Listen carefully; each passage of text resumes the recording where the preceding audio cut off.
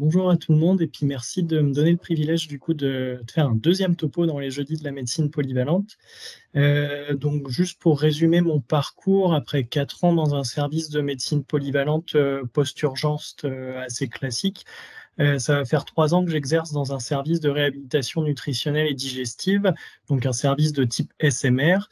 Et du coup, on y prend en charge des patients dénutris, principalement dans un contexte de cancer ou à la suite d'une chirurgie digestive lourde. Et effectivement, j'avais pu proposer le premier topo sur ce sujet-là l'année dernière. Je vous ai remis le lien ici pour pouvoir y accéder pour ceux qui ne l'auraient pas vu. On était plutôt orienté sur la dénutrition et comment faire les premières étapes de prise en charge nutritionnelle. Et là, effectivement, on va plutôt voir les différentes voies d'abord de la nutrition entérale. Donc, un petit schéma pour résumer. Je prends quand même le temps de revenir sur des éléments fondamentaux du premier topo, donc notamment le diagnostic de la dénutrition. Euh, c'est un diagnostic donc qui est exclusivement clinique. Il n'y a plus besoin de prise de sang, d'albumine par exemple. Ça, ce sera des critères pour la profondeur de la dénutrition, mais en aucun cas le diagnostic. On est donc sur une perte de poids sur une durée dans le temps ou sur une profondeur, donc plus de 10% de perte de poids. D'où deux intérêts, de peser vos patients et surtout de leur demander leur poids de forme.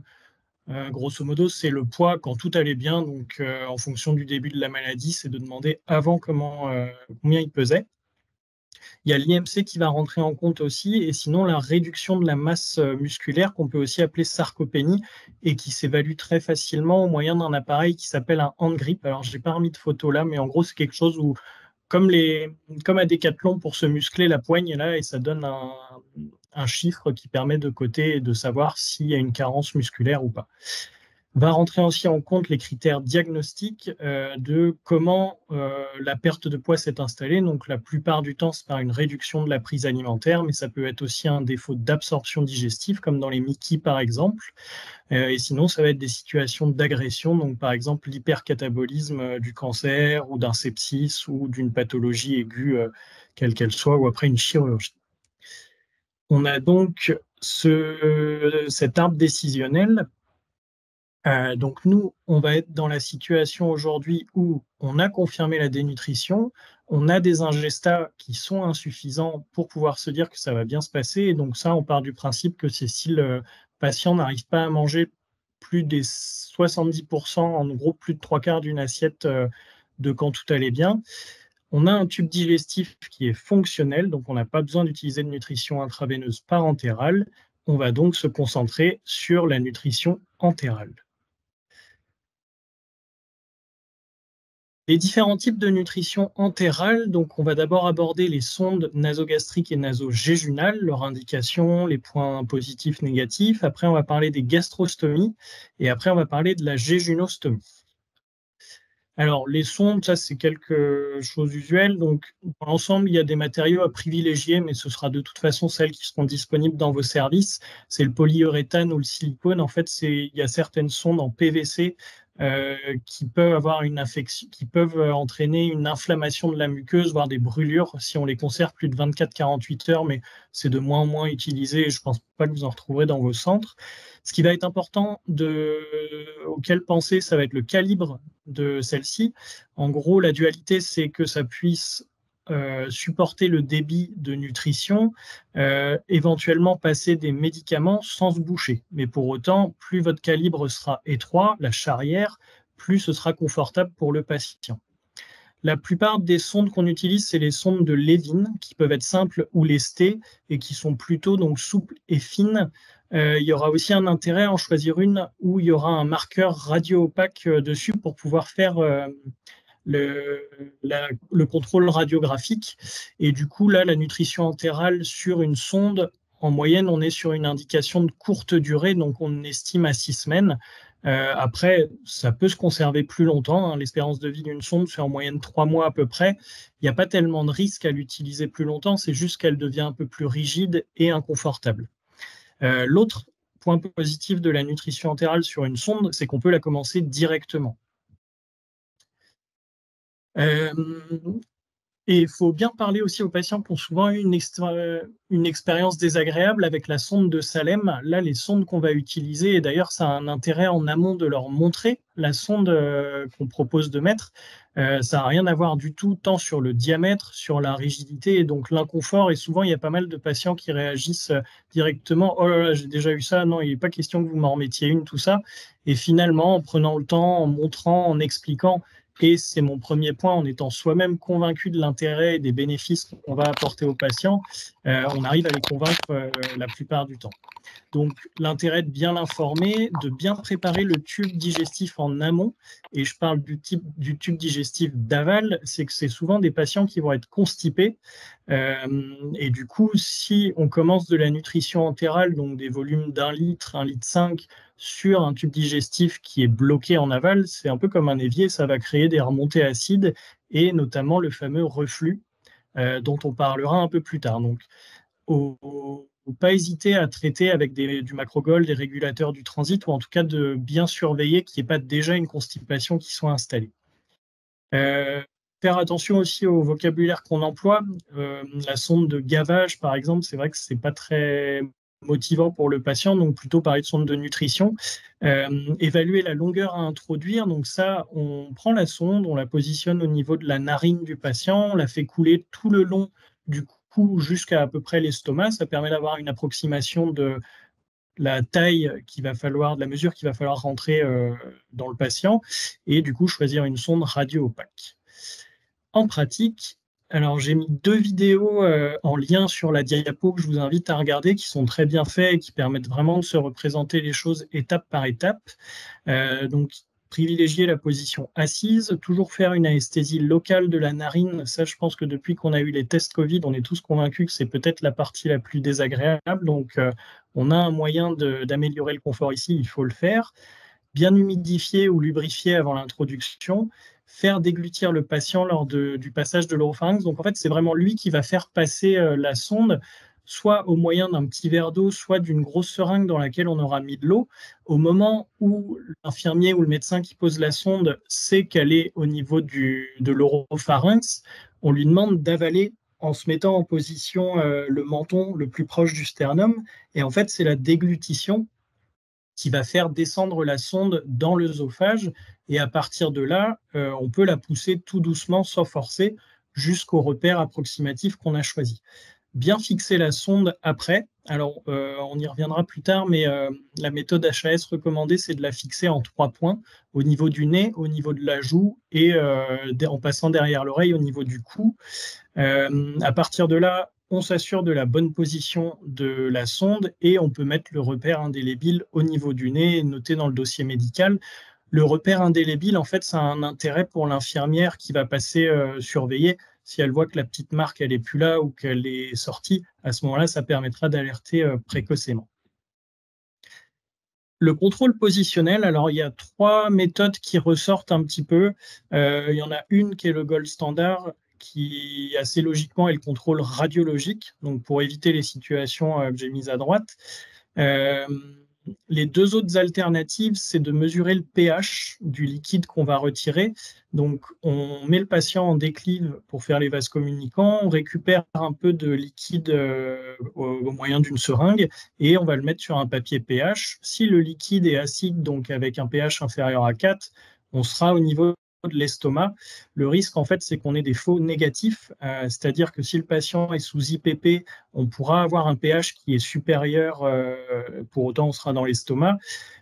Pour exemple, si jamais on arrive à avoir un peu de liquide pleural, enfin en tout cas bronchique, on sera autour d'un pH alcalin à 7.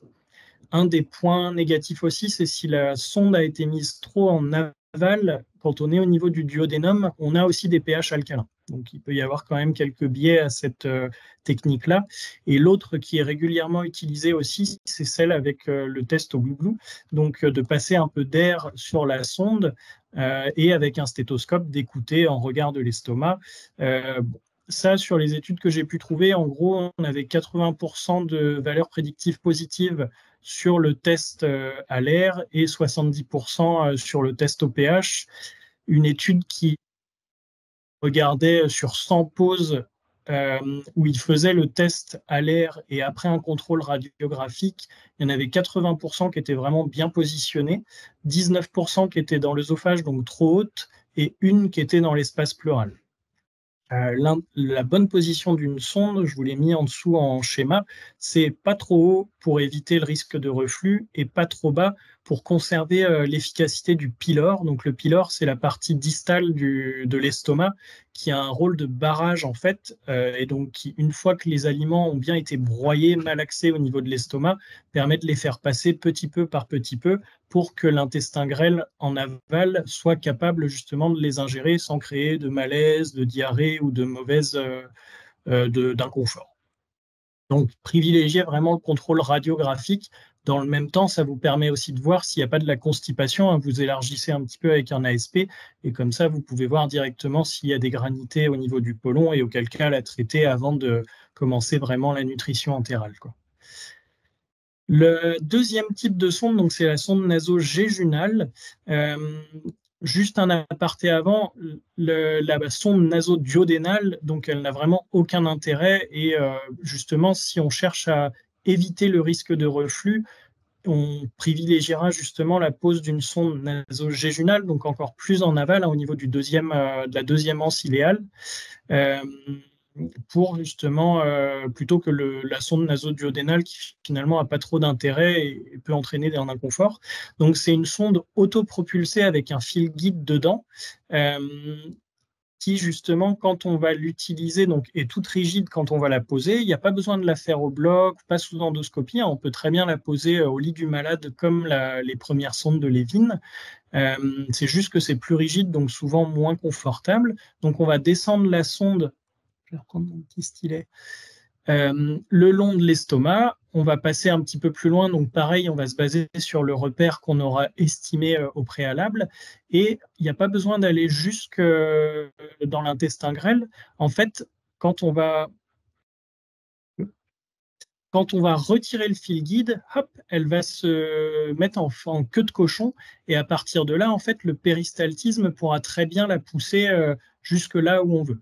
Donc globalement, ce qu'on peut faire, c'est poser la sonde, s'assurer de sa position au niveau de l'estomac sans retirer le guide. Une fois qu'on a fait notre contrôle radio qui le confirme, on va retirer le guide et on verra du coup la queue de cochon peut-être au niveau de l'estomac, mais on reprendra une radio le lendemain par exemple et certainement qu'elle sera à la position qu'on lui aura choisie.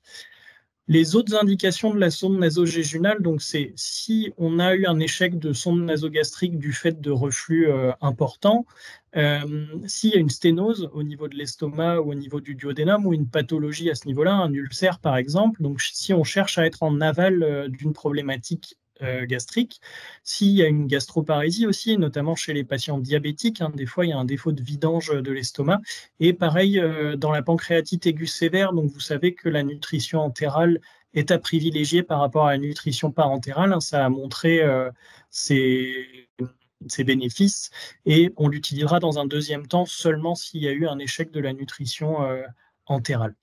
J'ai peu de recul, mais a priori, ce serait plus utilisé aussi en réanimation pour justement éviter le reflux chez des patients qui sont complètement allongés.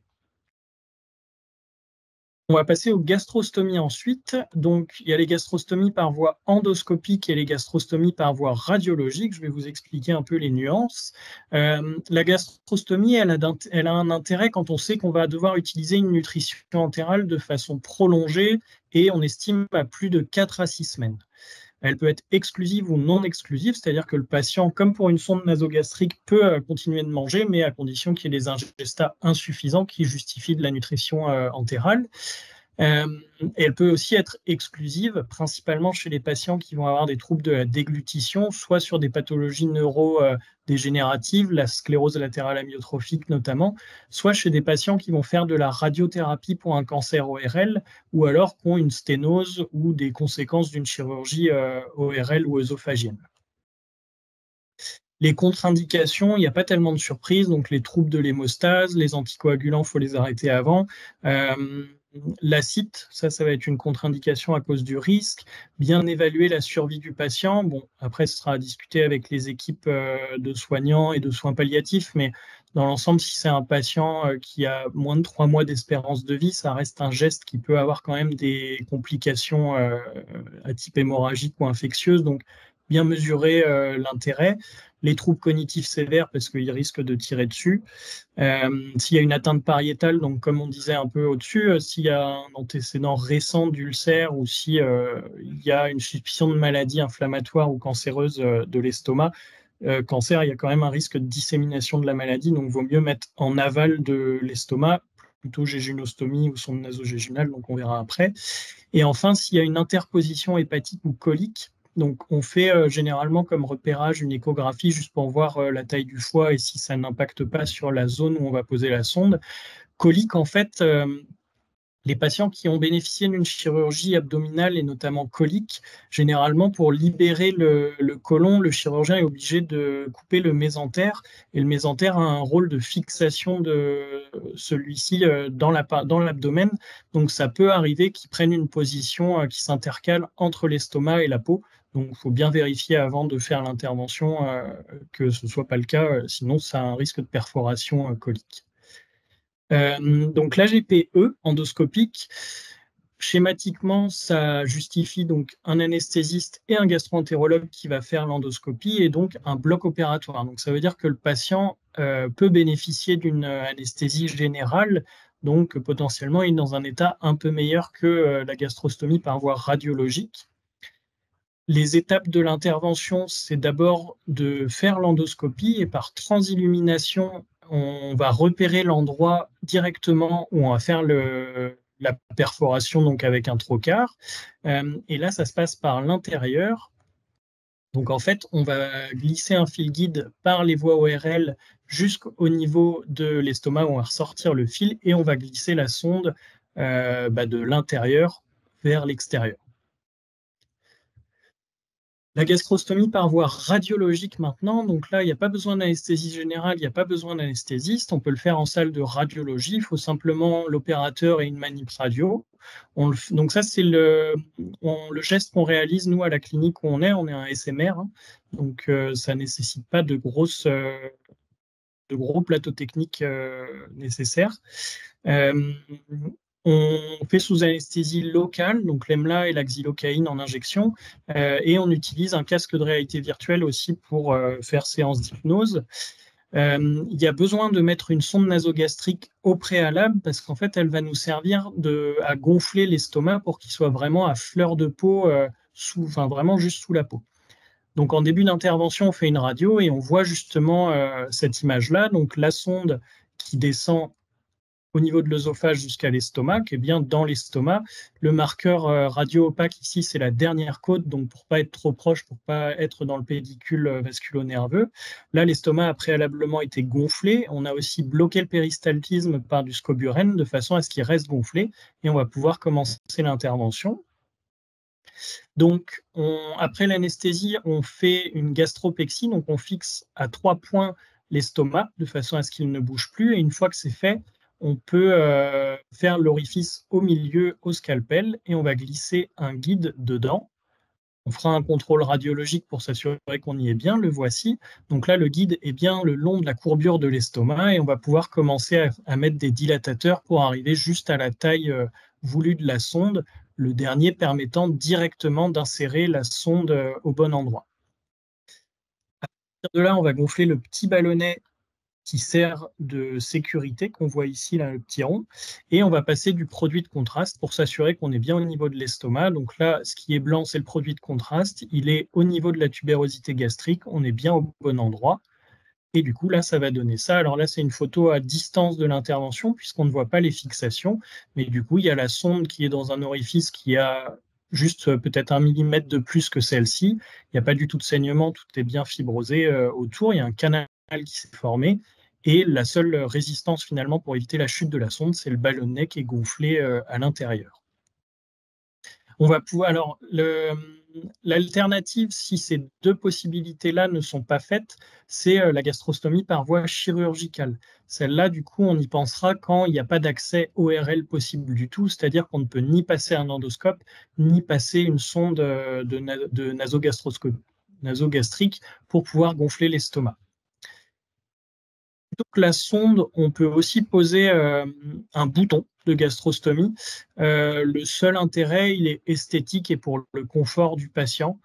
Sinon, ça change strictement rien. Entre les deux types d'interventions, que ce soit voie radiologique ou voie endoscopique, les effets indésirables sont comparables.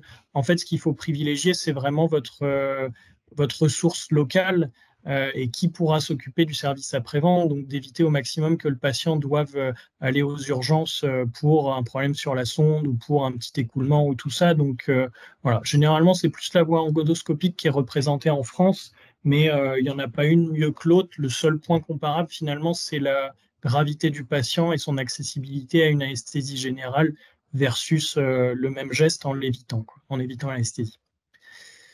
La jéjunostomie, donc là, c'est une technique exclusivement chirurgicale. L'intervention la plus fréquente est selon Witzel. Donc en fait, on va faire une entérostomie, donc un petit trou au niveau de l'intestin pour glisser la sonde. Et en fait, elle ne va pas être fixée du tout à la paroi ou parfois à la peau. On va faire une canalisation, donc c'est-à-dire qu'avec un fil très fin et en étant très dextère comme un chirurgien sait le faire, on va faire un canal qui va permettre à la sonde de rester en place et qu'on va aboucher à la peau pour pouvoir nourrir le patient. Donc, la jéjunostomie, on peut l'utiliser quand l'estomac n'est pas fonctionnel, quand il a été réséqué ou qu'on prévoit de le faire, hein, par exemple avant une gastrectomie oncologique, ou aussi quand celui-ci est obstrué par une sténose qui est infranchissable. On peut aussi y penser quand il y a un risque élevé de pneumopathie d'inhalation ou quand il y a des gastroparésies. Là, à ce moment-là, on voit ce type-là. Donc, on voit une longue sonde en fait qui sort plus bas au niveau du ventre que n'est l'estomac. Alors, comment débuter la nutrition entérale une fois qu'on a notre abord accessible? Donc, je l'ai déjà pris dans le premier topo, donc on va aller assez rapidement. Les objectifs sont ceux d'un patient lambda, donc 30 kilocalories par jour, bien fixer les protéines, à adapter en fonction de la pathologie s'il y a besoin de plus. On utilisera une pompe pour réguler le débit, ça limitera aussi le risque de reflux.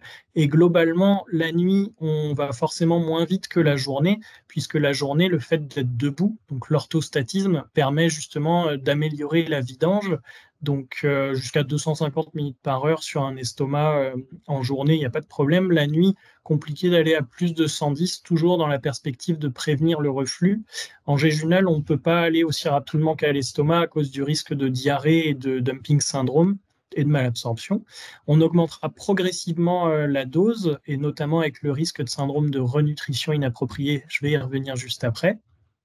Dans la mesure du possible, on privilégiera la nutrition la nuit, en dehors des heures de repas en tout cas, pour que si le patient peut manger, l'aider en fait à récupérer ça qui lui servira de transition avant de pouvoir le sevrer complètement.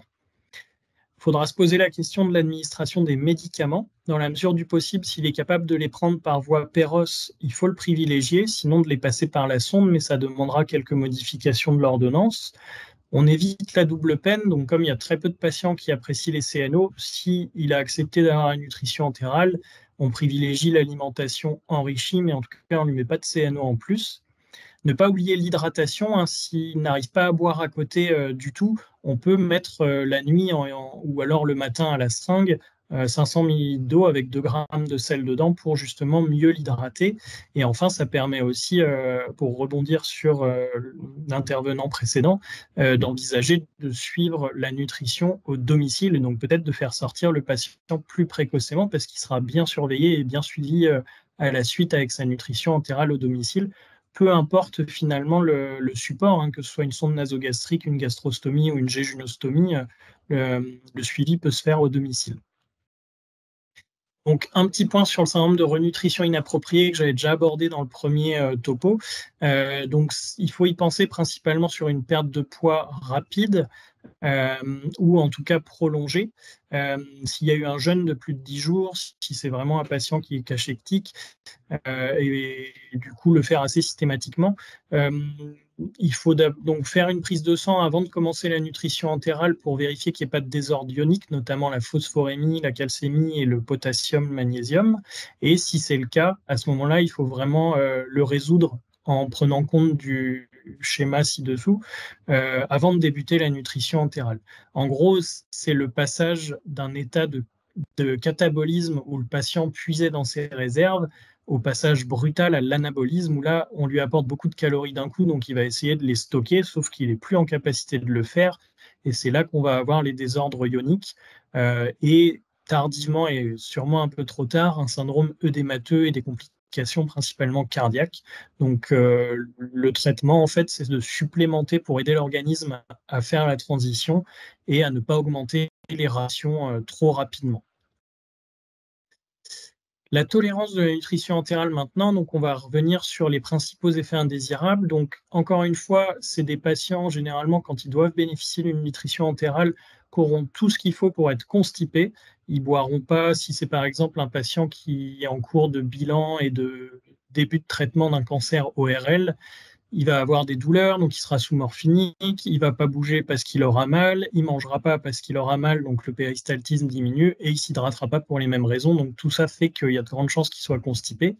Donc bien le prendre en compte et essayer de le prévenir au maximum, donc en faisant l'inverse, en augmentant son hydratation, en régulant le transit avec du macrogol, et parfois en changeant le type de poche, mais ça c'est plus controversé. Le reflux œsophagien, qui est peut-être ce qui vous intéresse le plus, donc le risque d'inhalation. Donc là, en fait, on va essayer de le prévenir au maximum. Donc, on va vérifier la bonne position de la sonde et si ça a bougé au moindre doute, ça vaut le coup de le refaire un contrôle radiologique pour justement s'assurer que ce ne soit pas dans une zone à risque. On va privilégier la zone proclive si on passe la nutrition entérale la nuit, hein, puisque la journée, si on doit la passer, le patient aura plutôt tendance à être assis ou debout. Donc, proclive comme les transats en photo en dessous.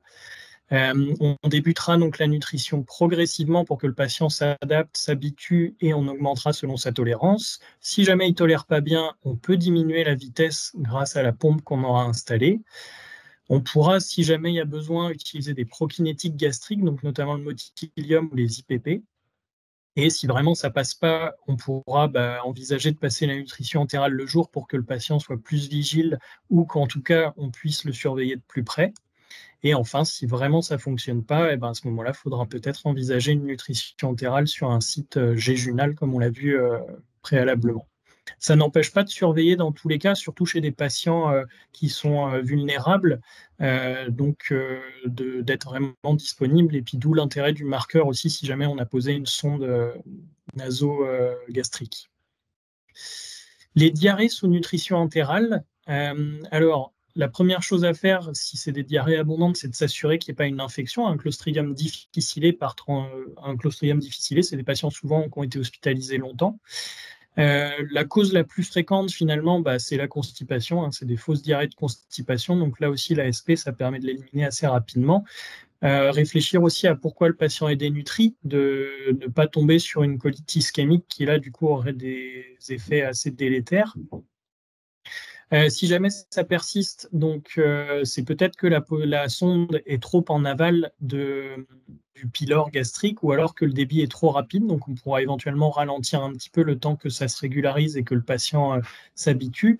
Donc bien vérifier la position, ralentir le débit, éventuellement changer la solution nutritive. Hein, plus l'osmolarité est importante, donc par exemple les hyperprotidiques, hypercaloriques, ça peut plus facilement favoriser ce genre de choses.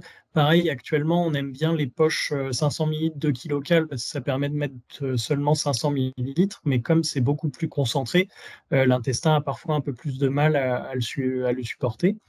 On peut mettre des ralentisseurs du transit ou alors parfois, si c'est une perte hydrique, en fait, simplement de rajouter un peu de sel si c'est un patient qui n'est pas contre-indiqué, ça va permettre à son côlon de réabsorber l'eau et du coup de limiter aussi ces problèmes-là. L'obstruction de la sonde, donc c'est est-ce que le calibre n'était pas trop petit au départ en fonction de ce qu'on attendait de cette sonde. Il faut bien rincer. Donc les recommandations, c'est de rincer avant la mise en place de la nutrition entérale et vraiment juste après, hein, donc le plus rapidement après la fin du passage de la nutrition. Parfois, il peut y avoir les mélanges à forte viscosité, c'est les protéines qui peuvent coaguler et faire des petits bouchons. Les médicaments aussi surtout, et c'est là qu'il va falloir vraiment refaire le point sur l'ordonnance du patient, on va y revenir juste après. Si jamais c'est bouché, c'est pas très très grave, il faut le prendre le plus précocement possible, il faut prendre une petite seringue avec de l'eau tiède, Et une petite seringue, ce sera plus simple d'appuyer et du coup faire des petits mouvements d'aller-retour pour essayer de déboucher ça. Le Coca-Cola, c'est assez souvent proposé, mais en fait, il y a quand même un risque d'infection fongique du fait que c'est sucré. Alors, il n'y a pas eu de test avec du Coca zéro, je ne sais pas ce que ça donnerait, mais sinon, on peut peut-être privilégier de l'eau tiède ou du bicarbonate ou de l'eau de Vichy qui n'est pas sucrée et donc n'aura pas ces risques-là. Si jamais c'était une sonde avec un guide, ne surtout jamais remettre le mandrin parce que du coup, il y a un risque de perforation. Donc ça, c'est vraiment le point à retenir. Si la sonde nasogéginale elle a bougé, bah, tant pis, il faut peut-être la repositionner, enfin en repositionner une autre ou changer de voie, mais il ne faut jamais remettre le guide dedans. Les médicaments sous nutrition entérale, donc dans la mesure du possible, c'est de privilégier la prise orale. Si jamais c'est pas possible, il y a une liste que je vous ai mis en bas de la diapo qui n'est pas exhaustive. Sinon, pour chaque médicament, c'est noté dans le Vidal. Donc, il faut bien rincer avant et après pour éviter que ça bouche. Globalement, la plus grosse erreur à ne pas faire, c'est les médicaments sous forme à libération prolongée. La libération prolongée, en fait, elle vient du fait que généralement, le comprimé va rester au niveau de l'estomac et se dissoudre progressivement grâce à son enveloppe. Donc, si on l'écrase, en fait, ça devient un médicament à libération immédiate. Donc, ça peut ne pas avoir les mêmes effets et surtout des effets un peu dangereux. Donc, il faut bien penser à les modifier, cela. Après, bon, c'est à revoir avec chacun. Les comprimés, ça peut être dissolu ou écrasé. Les gélules, ça peut être ouvert généralement. Les comprimés sublinguaux aussi, c'est pareil. Ça sert à rien de les passer par la sonde parce que l'objectif, c'est que ça passe par la vascularisation sublinguale, donc il n'y aura pas l'effet escompté là-dessus. Donc bon, pas hésiter à demander à quelqu'un qui a l'habitude, à son pharmacien sinon, ou alors à trouver les recueils, les listes. Il y en a pas mal sur Internet et notamment celle que je vous ai mis en lien ici. Donc pour finir, je dirais qu'il ne faut pas avoir peur de la nutrition entérale et d'autant plus une prise en charge précoce pour éviter les cas de dénutrition sévère qu'on ne pourra pas récupérer et qui deviendront une maladie à part entière. Donc oser la sonde nasogastrique. Bien choisir la voie d'abord, donc on peut penser à, en tout cas, poser l'indication et discuter d'une gastrostomie si on sait que la situation va prendre du temps, et d'autant plus si on sait que la compliance du patient ou le confort a vraiment un intérêt, on peut la demander d'emblée et sans forcément passer par une longue phase de sonde nasogastrique ou un échec de celui-ci. Et je dirais aussi faire attention avec les médicaments sur les sondes, parce que c'est ça qui va les boucher la plupart du temps. Donc, si le patient peut les prendre par voie orale, privilégiée, et sinon, bien changer l'ordonnance du patient et surtout faire attention aux formes à libération prolongée où on aura des effets qui seront complètement aléatoires et parfois même délétères, quoi. Et je vous ai mis ma biblio à la fin pour si vous aviez besoin de plus d'informations.